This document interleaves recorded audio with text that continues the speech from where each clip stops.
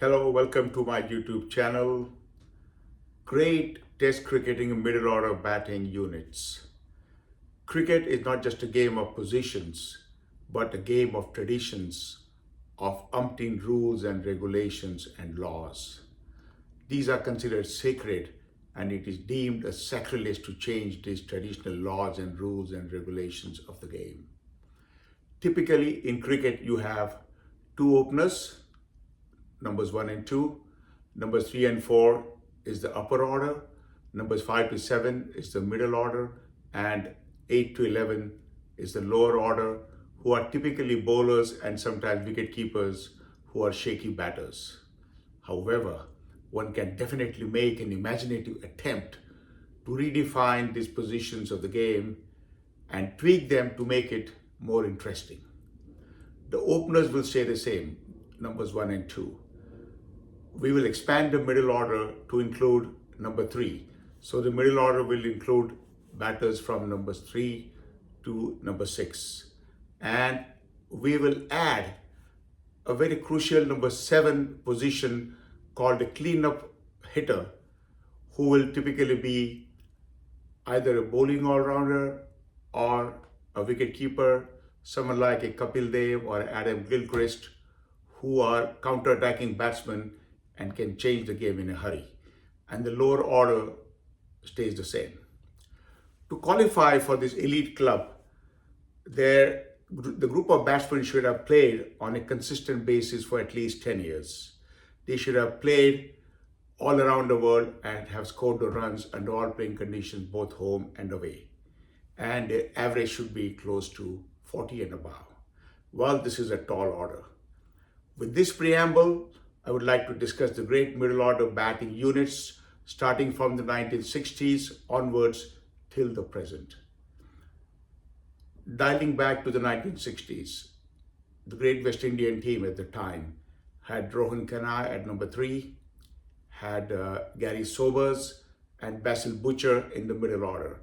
Rohan Kanai was an absolutely brilliant batsman, technically superb, could play under all conditions, has scored runs all over the world, and a very thoughtful and intelligent batter who would always put pressure on the opposition. Coming to the great Gary Sobers, he doesn't need any introduction.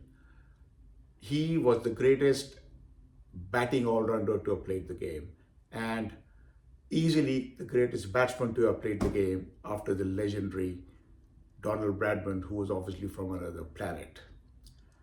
Coming to the third batter in that lineup, Basil Butcher. Many of you may not remember him, but this was a terrific player who was a complementary player to both Rohan Khanna and Gary Sobers.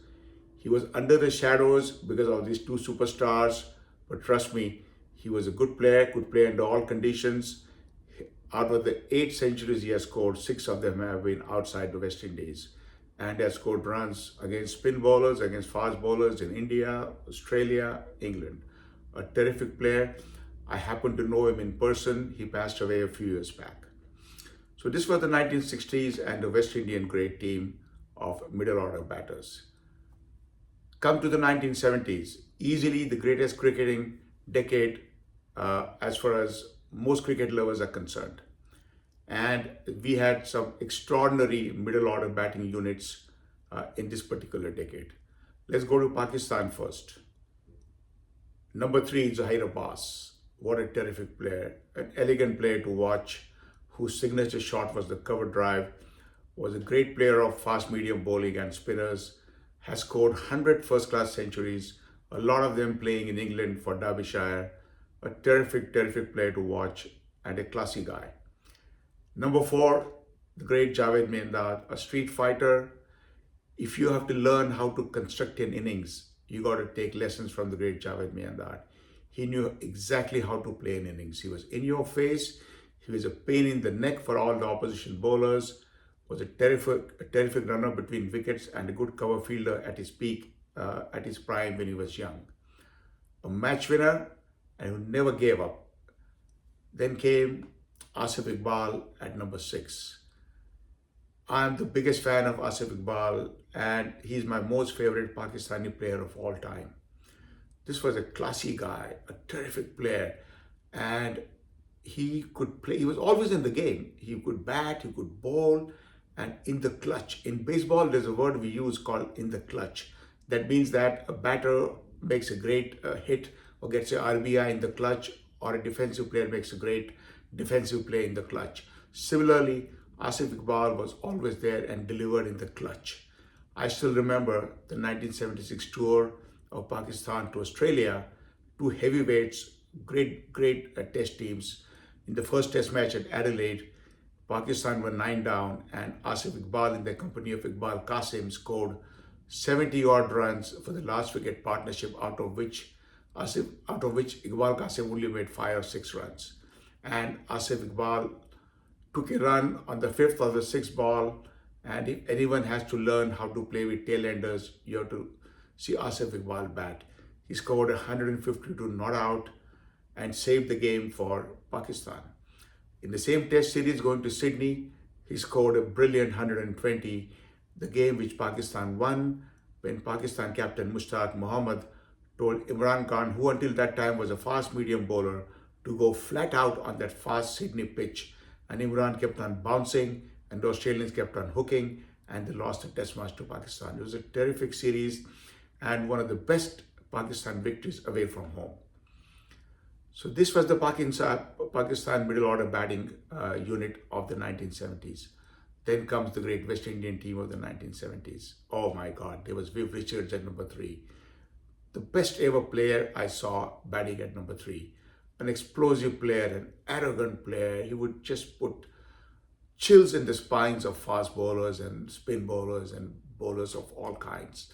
What a great player. The swagger, the way he walked onto the field, the way he looked at the umpires, the way he looked at the opposition players. Man, this was the best of all. And then number 4 was the great Alvin Kalicharan, a very underrated player. But listen, if you look at the 70s, this was the top 5 player of the 1970s. Look at his numbers. He again was a terrific player, a complete player.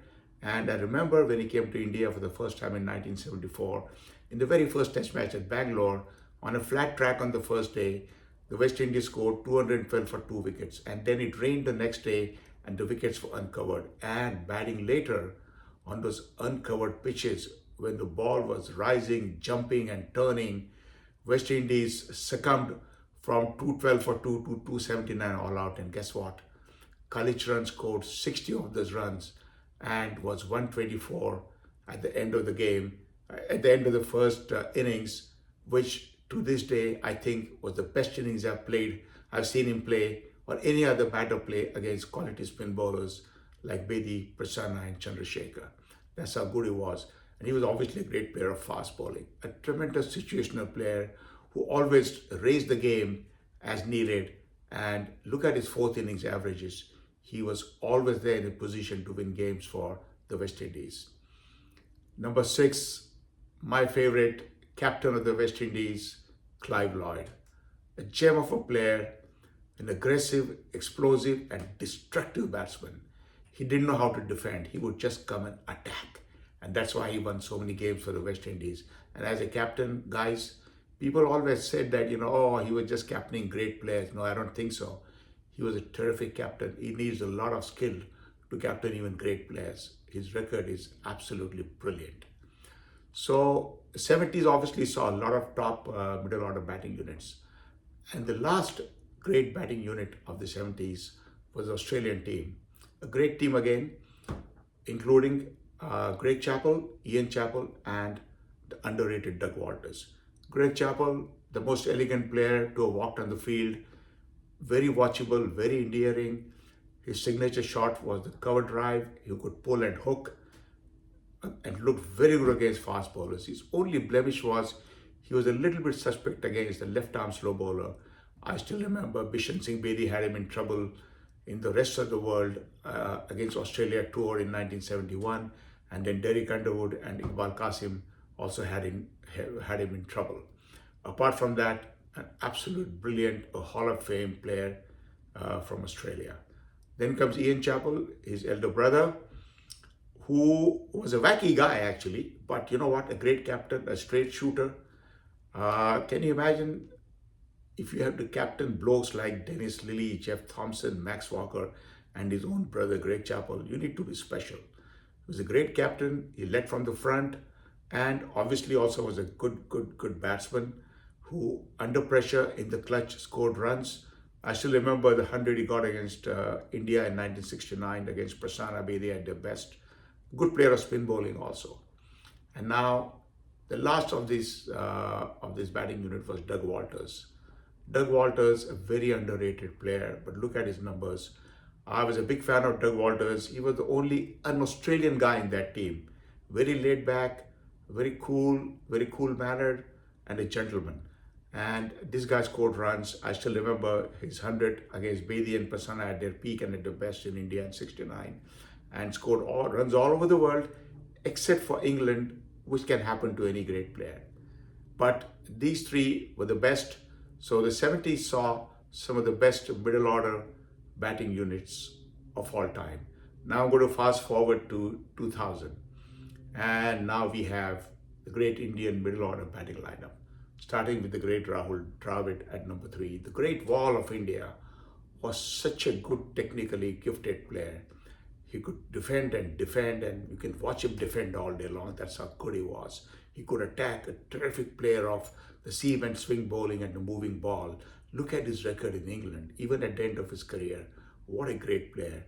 And between 2002 and 2006, he was the best all-round player in the game. That's how good this guy was.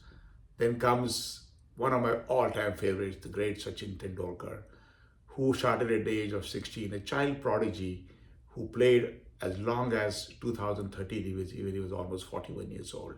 What a great career. What sets him apart from all other players who have played the game for several decades is that his longevity was out of the world. Can you imagine somebody playing for close to 24 years at this level? Oh goodness, I can't imagine he could do that. Again, his signature shot was the cover drive, and later on in his career, he could have that uppercut against great fast bowlers and invariably hit them for 4 or 6. Very rarely got out. This was the shot he invented as far as I'm concerned. Sachin was the best. And after Sachin came VVS Lakshman in the same middle order batting unit. Again, an underrated player, but when he played the best team in the world, he always delivered. He was one player the Australians were literally scared of, because every single time he faced them, be it in India or be it in Australia, he had to deliver and look so graceful playing those shots against Shane Warne and McGraw and all of the other great bowlers.